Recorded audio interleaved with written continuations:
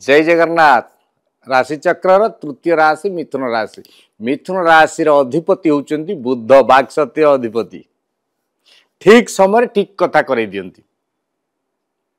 जदि बुध अशुभ हे तबे कथा कहि परिबेनी, उपयुक्त स्थान पाइबेनी।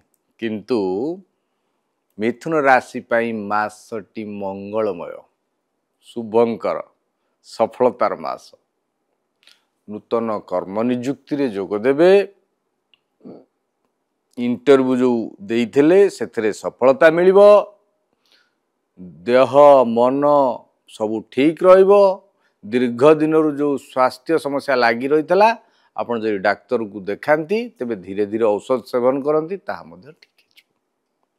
आय वृद्धि हबो। जेमति कहंती नैला पे देला।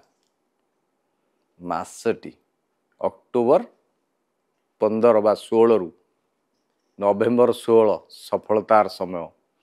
नूतन भूमि गृह व्यवसाय प्रतिष्ठान निश्चय आपण किणिबार शुभ रही। नूतन व्यवसाय मध्य आरंभ कर पारे। हठात धन मिलिबो। सुस्वादु भोजन मध्य मिलिबो। महिला माने गृह रे खुशी हेबे। छात्र छात्री माने प्रतियोगिता रे पारदर्शिता अर्जन करिवे।